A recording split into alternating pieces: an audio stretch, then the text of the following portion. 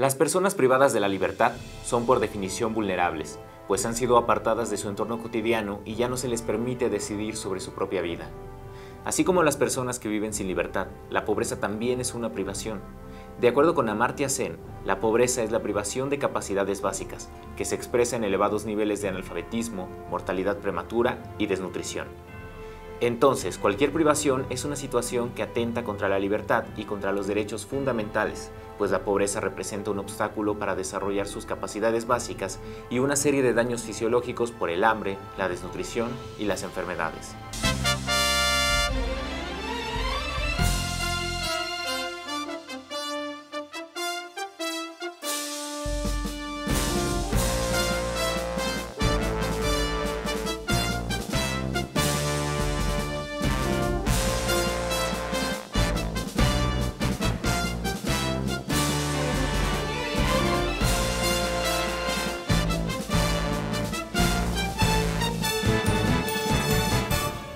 Bienvenidos a una emisión más del noticiero Me Toca Este Mundo.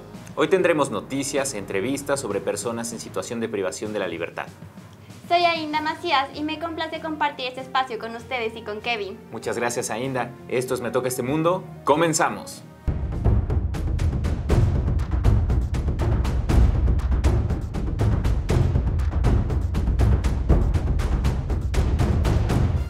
Así como el desarrollo humano consiste en la satisfacción de las necesidades más importantes, la pobreza reduce o en casos extremos niega toda posibilidad de cubrir estas necesidades.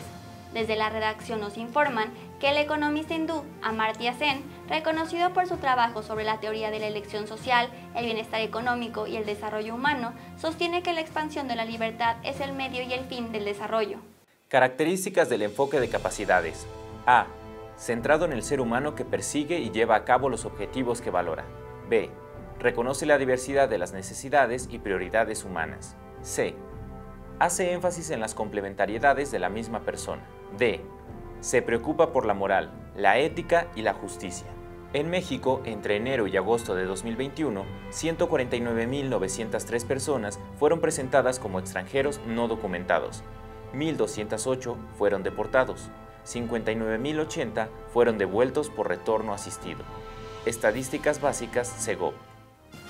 Una persona migrante es aquella que pretende cruzar o ha cruzado una frontera internacional, dejando su lugar de residencia habitual. El Grupo de Trabajo sobre Detenciones Arbitrarias de la ONU ha dicho que el derecho a la libertad abarca a todas las personas, en toda circunstancia, incluyendo a las personas migrantes y solicitantes de asilo.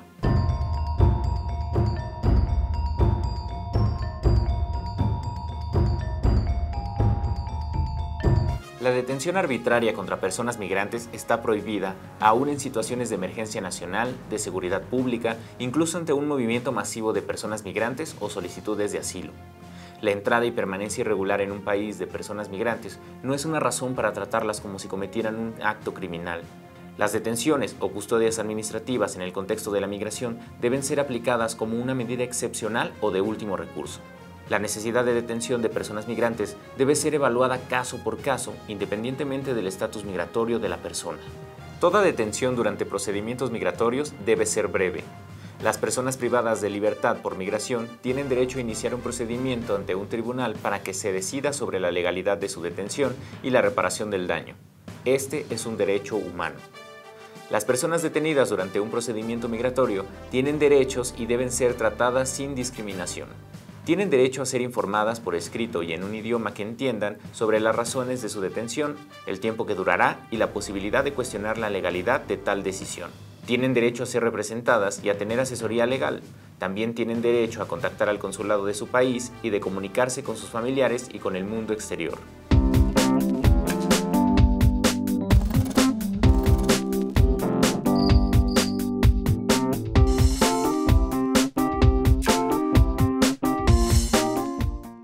La libertad es esencial para el desarrollo de las personas. Para saber que también se encuentra una persona, hay que observar si puede realizar lo que desea y valora. La libertad para buscar su bienestar es el núcleo del desarrollo como libertad. El dinero, los recursos y la riqueza son útiles para disfrutar de la libertad, para lograr los objetivos de vida que cada persona decide por sí misma. Por eso, desde la perspectiva de Amartya Sen, el hambre y la desnutrición frenan y restringen la libertad. Para entenderlo, veamos los 5 tipos de libertad. Las libertades políticas son las que permiten influir en el manejo de la sociedad, como el derecho a la libre expresión, a reunirse con otras personas, el voto y la crítica, entre otros. La libertad también es económica. Significa que una persona tiene derecho a contar con los recursos económicos para su bienestar y para prosperar. La libertad también incluye oportunidades sociales, es decir, hacer uso de los servicios para la mejora personal y de la sociedad, por ejemplo, la educación o la salud. El acceso libre a la información y la transparencia del uso del presupuesto por parte del gobierno es un derecho y afecta el grado de confianza que las personas le tienen como sociedad. La seguridad protectora se trata de la ayuda que se da a los más desfavorecidos para su sobrevivencia, por ejemplo, subsidios, becas, apoyos, etc. Todas estas libertades se complementan entre sí, es decir, si no se tiene una, las demás tampoco se pueden cumplir. Por eso, la pobreza es la privación de las capacidades, porque ocasiona que las personas no puedan ejercer sus derechos humanos. Otro aspecto también negativo que ocasiona la pobreza de capacidades es la desigualdad. Es decir, quien no puede satisfacer sus necesidades básicas no tiene acceso a la educación, la cultura, los medios de comunicación digitales o el entretenimiento, entre otras muchas cosas. Una pregunta. ¿La libertad solo se afecta cuando hay una detención y privación de la libertad? Porque si lo pensamos, la pobreza no permite el acceso a lo que se valora y desea. Entonces, la pobreza también limita la libertad. El Índice de Desarrollo Humano surgió en 1990 y está inspirado en la teoría de Amartya Sen. Fue diseñado por el Programa de las Naciones Unidas para el Desarrollo. El desarrollo humano es el proceso mediante el cual se amplían las oportunidades para las personas. Son diversas y pueden cambiar en el tiempo. Por eso las que se miden con el índice son las condiciones sanitarias, económicas y educativas. El índice muestra a través de un valor asignado entre 0 y 1, 4 grados del desarrollo humano. Muy alto, países con IDH superior a 0.80. Alto, países con IDH entre 0.70 y 0.80. Medio, países con IDH entre 0.55 y 0.70. Bajo, países con IDH inferior a 0.55. En México, el índice de desarrollo humano se mide a nivel estatal y municipal. También se hace un ranking mundial. En la lista de 2020, México ocupó la posición 76 de 188 países y está considerado como un país de desarrollo alto.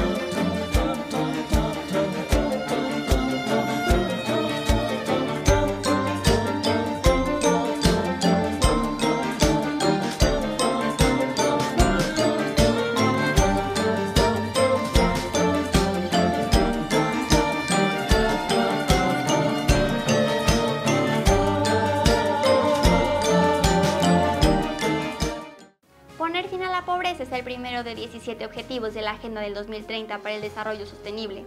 La meta es proporcionar medios suficientes a los países en desarrollo para que pongan en práctica políticas y programas encaminados a terminar con la pobreza en todas sus formas.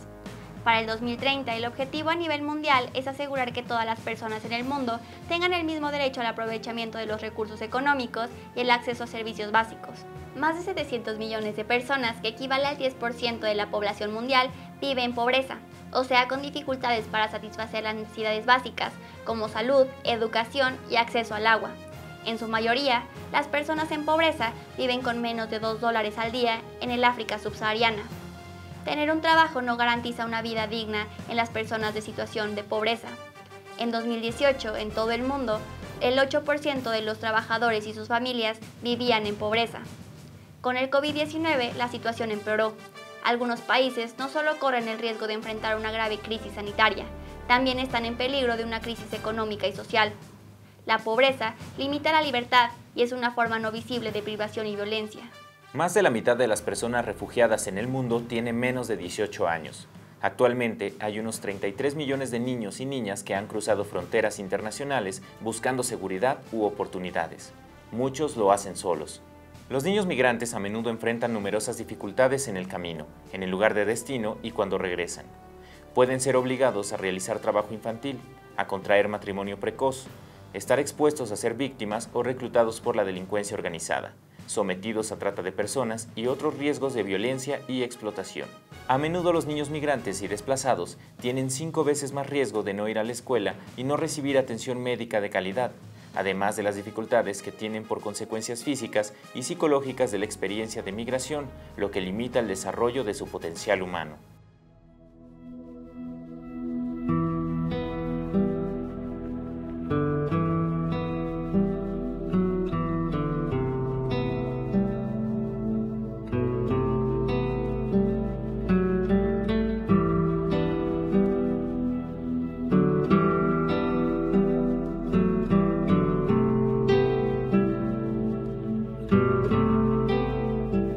جنب الطريق في ناس بيموت، ناس بميت.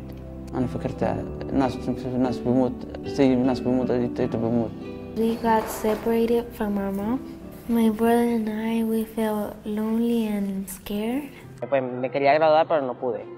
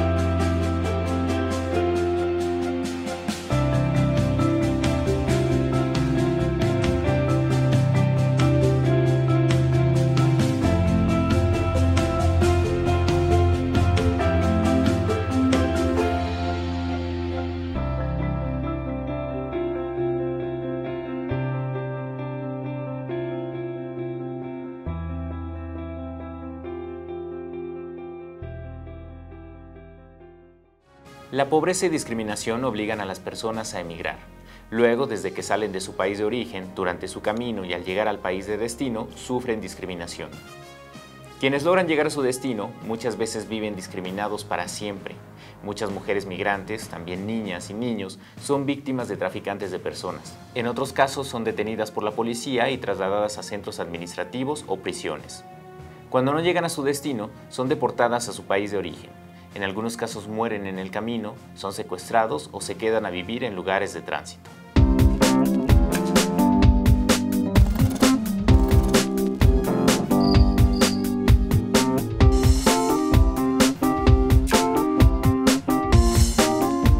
Entonces, hay dos maneras de privar de la libertad a las personas. Una es mantenerlas en prisión o detenidas. Esto es la privación física de la libertad. La otra manera es una privación invisible de la libertad causada por la pobreza. Hablemos un poco más al respecto. Hola, muchas gracias por acompañarnos el día de hoy en esta entrevista. Nos gustaría conocer más acerca de la relación entre la privación de la libertad por pobreza y la vulnerabilidad que tienen las personas migrantes o desplazadas. Para empezar, ¿cuál es la relación entre migración y pobreza? Hay una relación bastante estrecha entre la situación de pobreza e incluso la situación de extrema pobreza. Por un lado, hay que pensarlo en términos de que la gran mayoría de las personas que hoy en día están emigrando a través de nuestro país son personas que están huyendo de la pobreza, además de situaciones de inseguridad que viven en sus países, particularmente en países de Centroamérica, que es lo que estamos viendo hoy en día a propósito de eso que se llama las caravanas de migrantes centroamericanos. ¿Qué es la pobreza y cómo son las dinámicas, mecanismos y causas de la migración? Bueno, la pobreza es una situación de adversidad que viven muchas familias. Una idea central es que una persona o una familia en situación de pobreza es aquella cuyo nivel de ingresos está por debajo de la capacidad o del costo de lo que se conoce como la canasta básica de alimentos. Primero, se trata de desplazamientos colectivos, es decir, de muchísima gente que se ha organizado hoy en día a través de redes sociales y tienen obviamente un interés también en común, que es vamos a migrar a Estados Unidos porque todos comparten la experiencia de que viven situación de pobreza o de precariedad. Entonces, se desplazan juntos y se formándose estas caravanas de migrantes. Lo hacen con el siguiente propósito, de tener hasta cierto punto algún control, algún registro de las personas que van viajando. Quieren tener cierto orden, ¿no? Y por otro lado, también lo hacen como una forma de autoprotección en el camino. Y sobre todo, y lo más importante, es una forma de medianamente garantizar la solidaridad entre sí mismos, sin importar el país de origen. ¿Los motivos cuáles son? Bueno, volvemos al principio. Está la pobreza, ¿sí? O la pobreza extrema, pero también a esto hay que sumarle un fenómeno más amplio de lo que conocemos como el problema de las pandillas, las maras. Últimamente ha habido personas transgénero o los grupos LGBT, ¿sí? Es decir, personas que están saliendo de sus países de origen, no solo por una situación de pobreza en general, sino más bien porque han sido estigmatizados y eso es una forma de violencia, pero incluso han sido asesinadas o asesinados y una forma de autocuidado en términos de que la única alternativa es salir de nuestros países, emigrar y buscar otras posibilidades de vida. ¿De qué forma se relacionan ambos conceptos con la libertad? Cuando pensamos en la libertad, por ejemplo, versus la migración, precisamente hay que considerar que la noción de el libre tránsito está muy definido por una serie de normas y de protocolos que tienen distintos países. Cuando pensamos, por el contrario, la libertad versus la pobreza, lo que entendemos es que toda persona es libre de decidir cuál es el estilo de vida que lleva. Pero el Estado tiene una obligación de garantizar el bienestar personal en términos de seguridad, en términos de alimentación, en términos de derechos en general y el bienestar familiar. Entonces, cuando el Estado no cumple con todas esas obligaciones, entonces nuestra libertad puede ser limitada o puede ser fragmentada. Pensar en la libertad es pensar en múltiples rostros de lo que podemos hacer como personas, por un lado, pero por otro, como ciudadanos de algún país. ¿Podría mencionar un poco la situación en México en torno a la pobreza, migración y privación de libertad?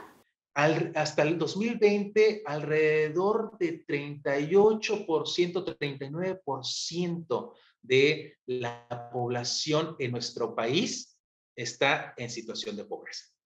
Creo que esto significa que hay una brecha. También tenemos, a propósito de la libertad, el caso de las personas que se encuentran encarceladas en ciudades no solo mexicanas, sino también en ciudades de los Estados Unidos. Hoy en día, por la condición de migrantes, son remitidos a cárceles de los Estados Unidos. Aquí hay un problema bastante complicado en términos de lo que es la pérdida de la libertad en los Estados Unidos por la condición migratoria. Esto implica, por supuesto, la violación de muchos derechos humanos, como lo han dicho varias organizaciones de apoyo a migrantes en la Unión Americana. ¿Se cuenta con algún protocolo para el trato y respeto de derechos a las personas migrantes privadas de libertad? Existen una serie de protocolos, de documentos que estipulan derechos para las personas privadas de la libertad, pero en la práctica no se respetan tales protocolos. Por ejemplo, el derecho a servicios básicos, el derecho a no estar en espacios de hacinamiento, el derecho a la comunicación, el derecho, etcétera, ¿no? Y muchos de estos derechos no se están respetando aún cuando existen, cuando están plasmados en algunos documentos y cuando hay instancias que se proponen darle seguimiento al respeto, ¿no? ¿Qué recomienda nuestra audiencia para sensibilizarlos en torno a la problemática de personas migrantes privadas de libertad? Una sola cosa es lo que hay que pensar cuando hablamos de personas migrantes en general y de personas migrantes privadas de la libertad, ya sea en México o en otros países, ya sean extranjeros o connacionales. Hay que ponernos en sus zapatos. Hay que pensar que se trata de personas que tienen a otras personas que pueden ser sus parejas, sus padres, sus hijos, sus hijas, y que están viviendo un proceso bastante difícil más allá del proceso jurídico penal que se está enfrentando. Hay que pensar en especial que se trata de personas que no son del país donde están internadas, donde fueron recluidas, donde fueron privadas de su libertad, y eso nos demanda tener otro tipo de sensibilidad cuando estamos pensando en la situación de personas con privación de la libertad y que son extranjeras. Lo que yo podría sugerir a los jóvenes es pensar, por supuesto, esto también es una cuestión de libertad y cada quien decide si lo piensa y lo hace así o no, es pensar en términos de lo que hoy en día se conoce como una hospitalidad total, ¿sí? Es decir, una forma de darles muestras de solidaridad a las personas que están en tránsito por nuestro país, sin importar la nacionalidad, sin importar los motivos, sin importar absolutamente nada. Si tuviera que dejar una pregunta al aire para que nos quedemos pensando, ¿cuál sería? Hay que preguntarse, los jóvenes, en especial los adolescentes, pregúntense lo siguiente: ¿de dónde son sus padres? ¿De dónde son sus abuelos? Y seguramente muchos de ellos van a descubrir que también son inmigrantes, claro, en su propia tierra puede ser, ¿sí? Pero bajo esta premisa, bajo este cuestionamiento, entonces podemos pensar si es difícil para nuestros padres o nuestros abuelos, ha sido difícil ser inmigrantes en su propio país, ¿cómo será la situación para los que vienen de otros países? Muchas gracias por acompañarnos el día de hoy en esta entrevista. Hasta la próxima. Chicos, chicas, muchas gracias por su atención. Ojalá esto les sea de utilidad y estamos a sus órdenes. Ya con esta información, en nuestro próximo bloque conoceremos cómo se promueve el respeto a los derechos humanos de personas migrantes privadas de libertad. El artículo 18 de la Constitución mexicana establece como un objetivo la reinserción social a través del trabajo, la capacitación, la educación, la salud y el deporte como factores para lograr el cambio de actitud en la población interna y prepararlos para regresar a la vida social. El sistema penitenciario mexicano es complejo y enfrenta problemas que surgen entre las personas recluidas. Por eso, la Comisión Nacional de los Derechos Humanos realiza supervisiones y evalúa las condiciones de vida en las prisiones.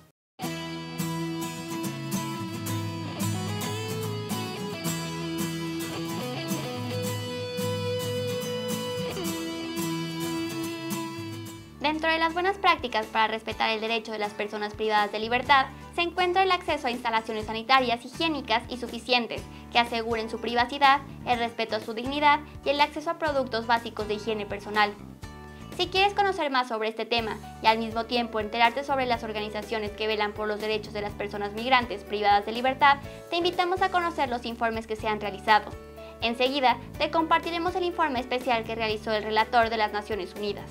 El relator observa con preocupación la criminalización de la entrada y residencia irregular de personas migrantes, ya que son detenidas y privadas de la libertad.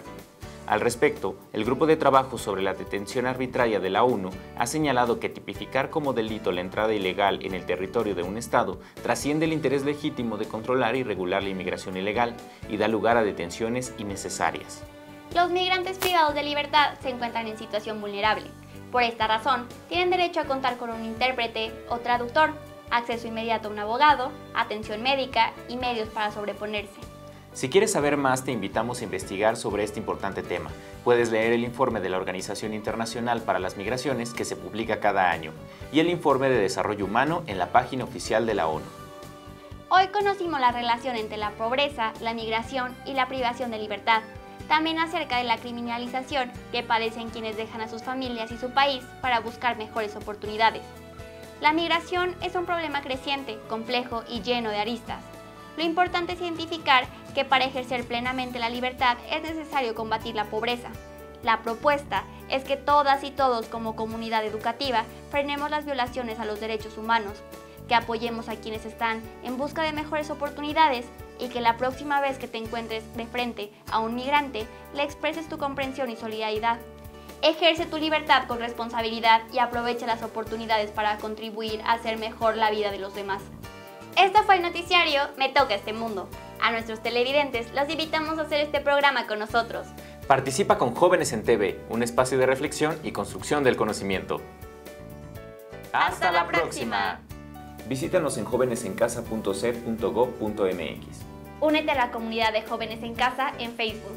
Vuelve a ver los programas de Jóvenes en TV en nuestro canal de YouTube.